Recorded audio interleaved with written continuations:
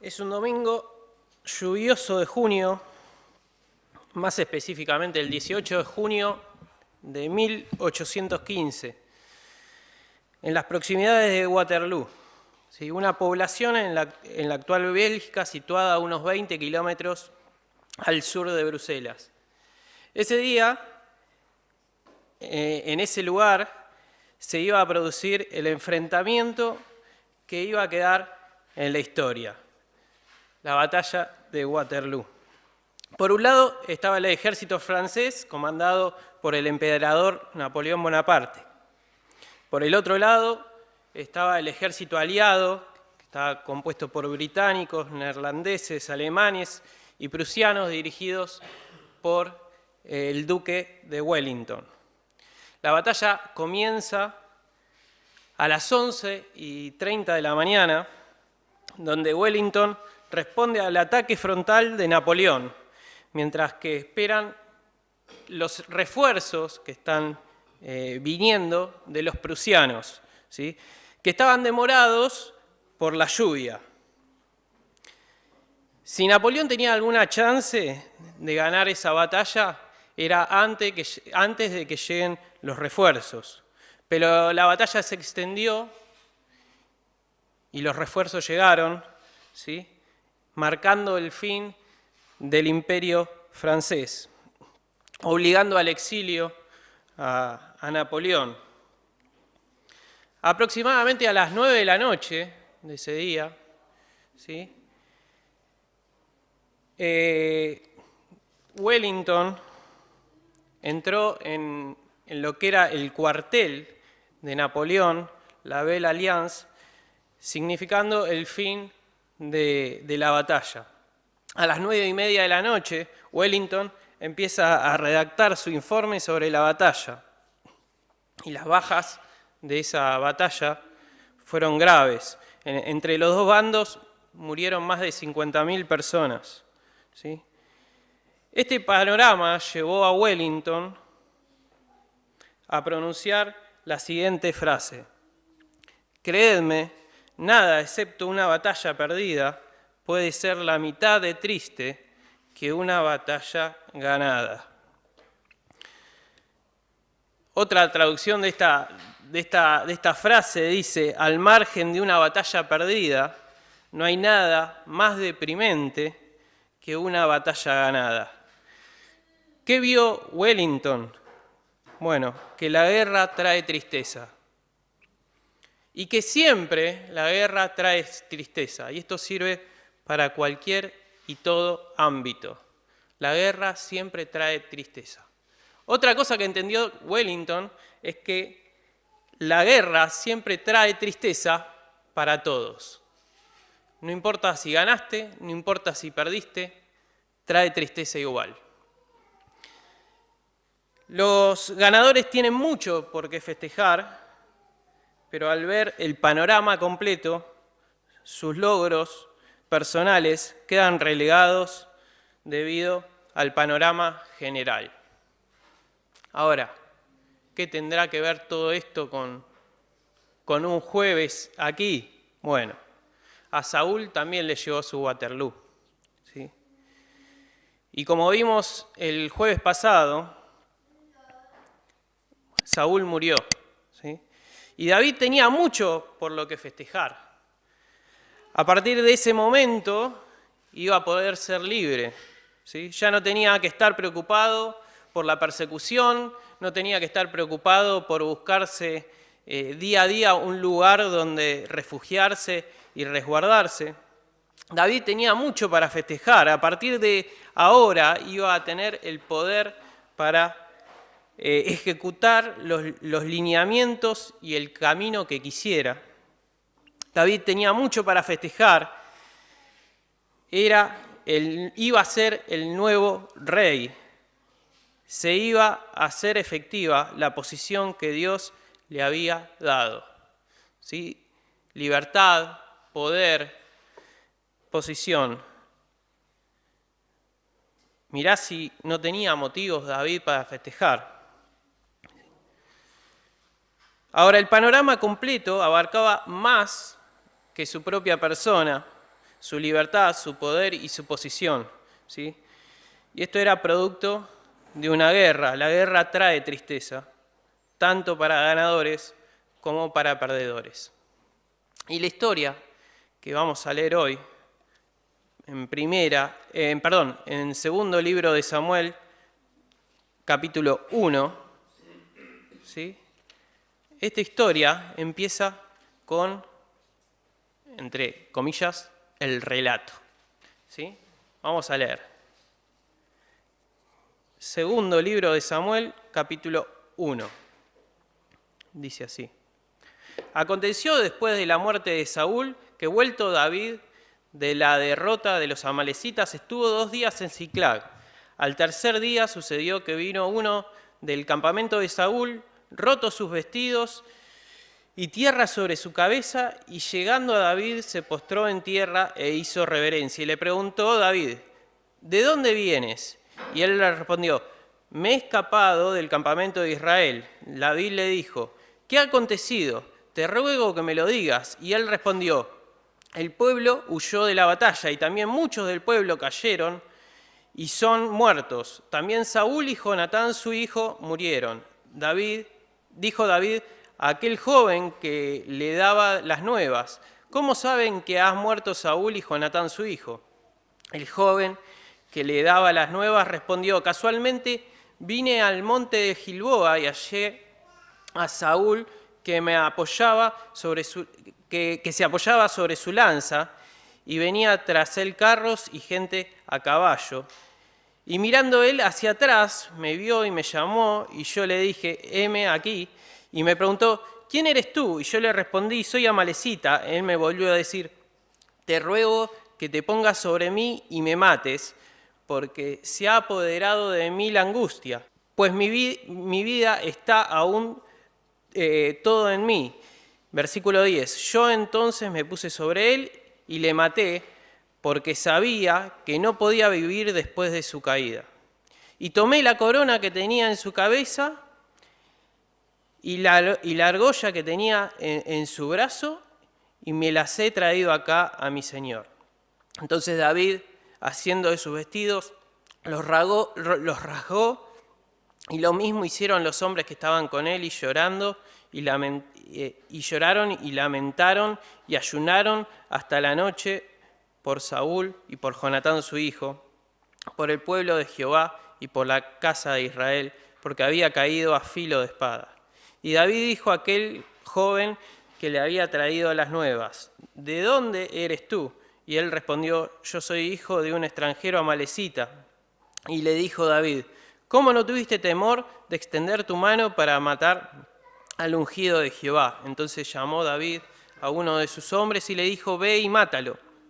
Y él lo hirió y murió. Y David le dijo, tu sangre sea sobre tu cabeza, pues tu misma boca atestiguó contra ti, diciendo, yo maté al ungido de Jehová. Este capítulo comienza con un segundo relato de la muerte de Saúl. No es necesario ponerse un gorro de detective y agarrar una lupa para darse cuenta de que hay y que se encuentran diferencias sustanciales con lo que leímos el jueves pasado. El jueves pasado nos fuimos todos a casa convencidos, ¿sí?, de que Saúl se suicidó, ¿sí?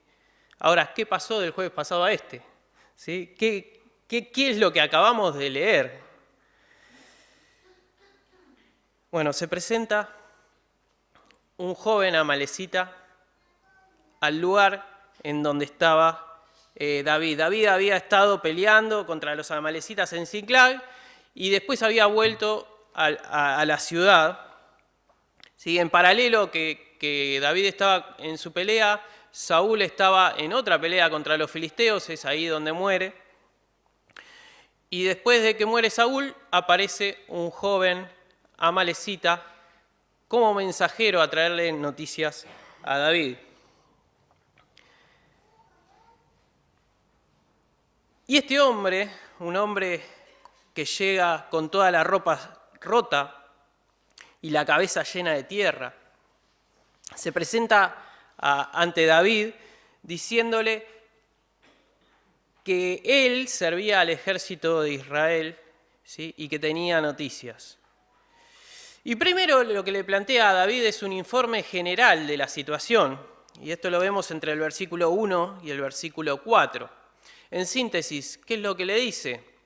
Dos cosas. En primer lugar, Israel fue derrotado en Gilboa, ¿sí? En segundo lugar, la información que le trae es que el rey Saúl y su hijo Jonatán habían sido muertos. A lo que David le responde, como lo haríamos cualquiera de nosotros, ¿qué estás diciendo? Bien, y frente a este duro informe de situación, David quiere más datos, quiere más precisiones, más información, más detalles. Y es así que entre el versículo 5 y el versículo 10, el amalecita brinda un informe específico. ¿De qué constaba este informe específico? En lo que nosotros, que es muy común en nuestro pueblo argentino, conocemos como, y abro comillas, el relato. Si yo les digo qué es el relato, ustedes más o menos pueden orientarse y saber qué es el relato. Para aquellos que no saben, el relato es una narración estructurada en la que se representa sucesos mediante el lenguaje. Dicho de otra forma, un relato es el recuento generalmente breve de una serie de eventos ficticios y frutos de la imaginación. Un relato puede hacerse con fines diversos, como entretener a quien lo escucha o lo lee, ponerlo al tanto de lo ocurrido en alguna situación o reinterpretar eventos ya conocidos y narrarlos desde otro punto de vista. De cualquier manera, el relato se logra a través del encadenamiento cohesionado y coherente de los eventos que componen la anécdota a contar, atribuyéndole un sentido global y embelleciéndolo con recursos poéticos y estilísticos como la metáfora, la hipérbole, la personificación, entre otros. Dentro de los relatos se encuentran los relatos testimoniales, que consisten en ayudar a la conservación de la memoria o incluso crearla si no se tenía conocimiento alguno. Y cabe mencionar, el relato que se obtenga al final estará permeado por el contexto de quien habla. La fuente de esto es Wikipedia, ¿sí? Y como sale de Wikipedia, esta definición seguramente es de dudosa procedencia, sin ningún tipo de rigor científico e intelectual, y muy poco veraz como el personaje que estamos viendo hoy, este Amalecita.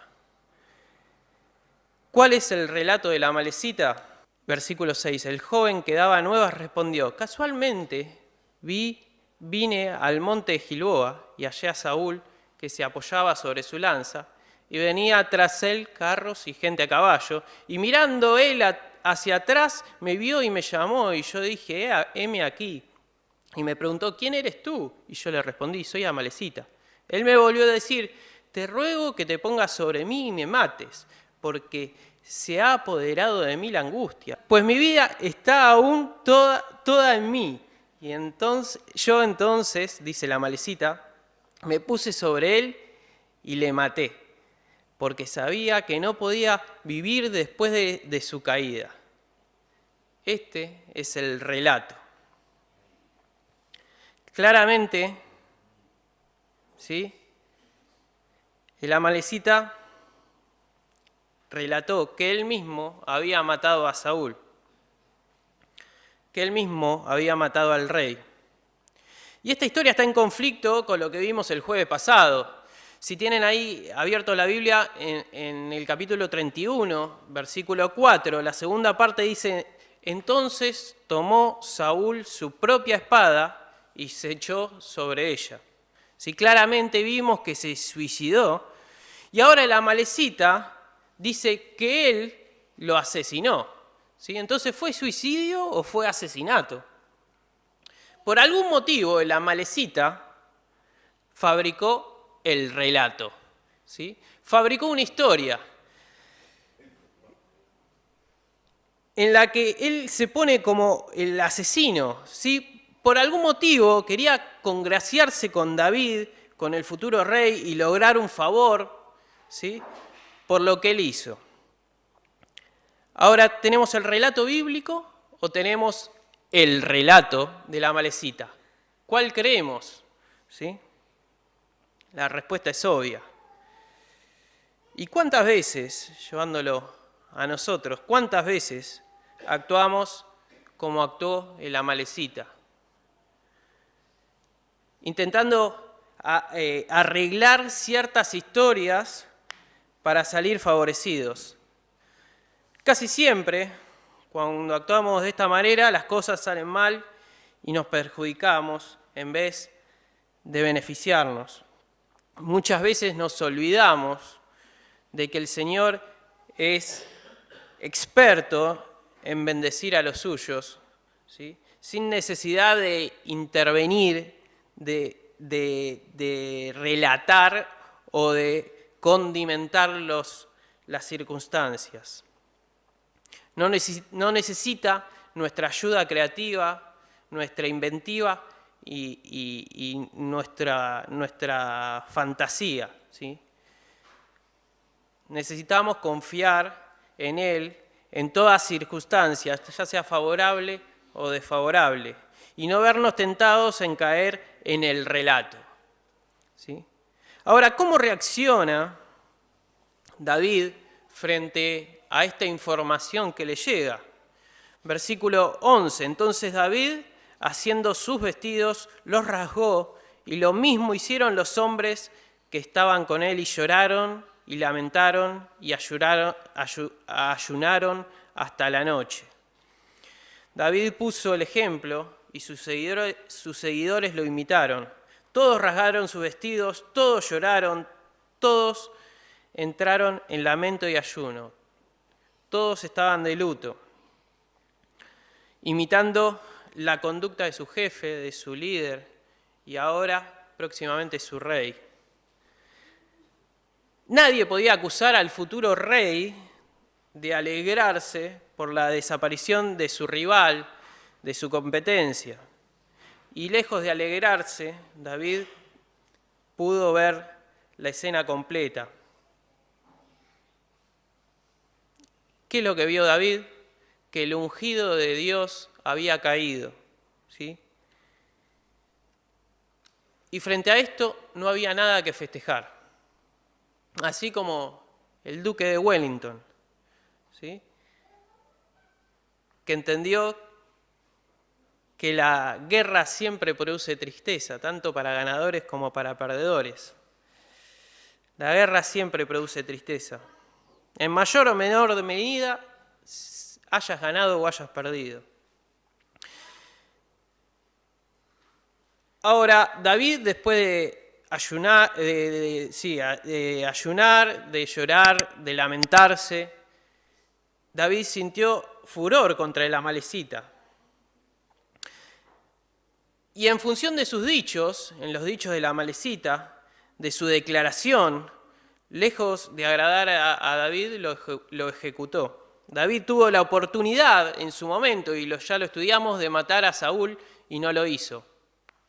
El escudero de David también tuvo la oportunidad de matar a Saúl, que también lo vimos, y David no se lo permitió. Si alguien se adjudica, lo haya hecho o no, el asesinato del ungido del Señor, algo que para David era impensado, esa persona merecía el castigo. Y el versículo 16 dice, David le dijo, tu sangre sea sobre tu cabeza, pues tu misma boca atestiguó contra ti diciendo, yo maté al ungido de Jehová. En vez de obtener la aprobación de David, el amalecita recibió su merecido. El amalecita fue sentenciado a muerte. Ahora, en otra parte, la parte que sigue del relato bíblico, se nos cuenta el lamento de David. ¿Por qué? Porque el dolor era real, ¿sí? No lo estaba haciendo para la tribuna, no era algo impostado. Sentía dolor de verdad, ¿sí? David. Y lo demostró, lo expresó. Y expresó su dolor como suele expresar sus emociones y sentimientos David, por medio de la Escritura. Y escribió una canción fúnebre, ¿sí?, que expresaba lo que sentía. Y expresaba tres cosas. En primer lugar, la valentía de Saúl y de Jonatán. En segundo lugar, expresa el amor profundo que tenía hacia Jonatán. Y en tercer lugar, expresa su tristeza por la muerte de ambos. Esto es una endecha. Endecha es, ¿no? Sí, ahí, fíjense. Y endechó David a Saúl, dice el versículo 17. ¿Qué es una endecha? Bueno, una endecha es esto, es una canción triste, una canción de lamento, ¿sí? Entonces, no vamos a analizar mucho este acto de expresar sus sentimientos de David.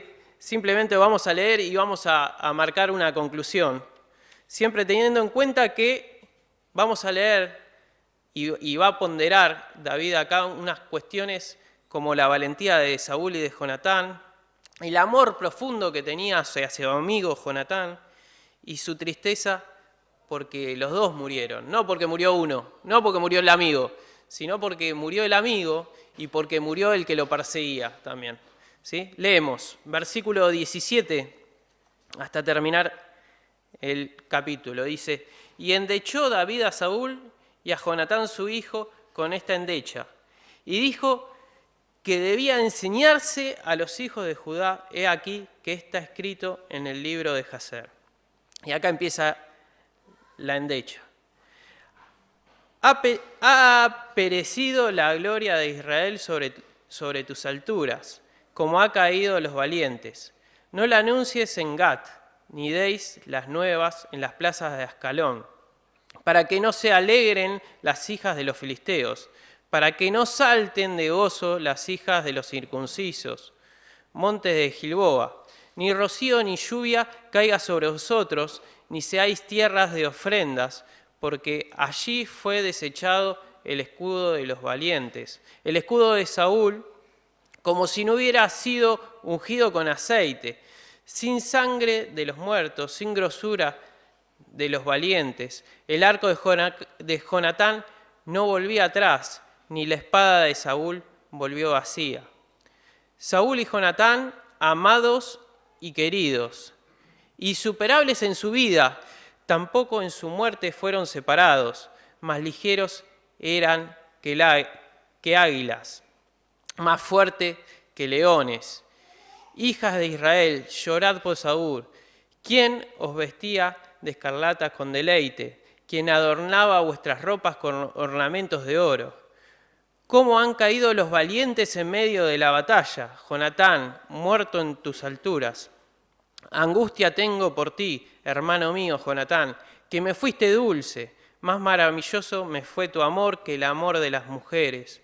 ¿Cómo han caído los valientes? Han perecido las armas de guerra. David quería con esto, con esta escritura, que la persona de Saúl y de Jonatán sean recordados y que trasciendan en el tiempo. ¿Sí? Se lo hizo a que lo estudien todos los niños y todas las generaciones de Judá. Y que todos tengan acceso a esta canción triste, ¿sí?, que nos habla de la valentía de su amigo y de su enemigo. ¿Sí? Ante la muerte de Saúl, David demostró una gran dignidad, demostró respeto y admiración por Saúl. La muerte de Saúl significaba el camino del trono a David y sin embargo, David se tomó el tiempo con el pueblo para lamentar la muerte de Saúl. No era tiempo de recriminarse nada, de recriminación, sino de perdón y de una búsqueda de unidad. ¿Qué nos demuestra David? 3 o 4 cosas. Primero, generosidad ante su enemigo, ante Saúl. Segundo lugar, gratitud hacia Jonatán, su amigo. Tercero, preocupación por el bien público de su pueblo. ¿Sí? Él tenía mucho para festejar, pero dejó todo de lado, ¿sí? Para sentir lo que sentía el pueblo. Y todo esto en el marco del respeto a Dios. ¿Sí? Que Dios nos ayude a seguir comprendiendo, ¿sí?, estas buenas actitudes que tiene David. Tenía mucho para festejar, tenía mucho para regocijarse, tenía mucho para proyectar, pero paró ahí un segundo, ¿sí?, para lamentarse, para recordar lo bueno de su enemigo y de su amigo, ¿sí?, y dejarlo escrito para que trascendiera. ¿Sí? La guerra siempre trae tristeza, tanto para los ganadores como para los perdedores. ¿Sí? David supo entender que había un lugar y un tiempo para todo esto.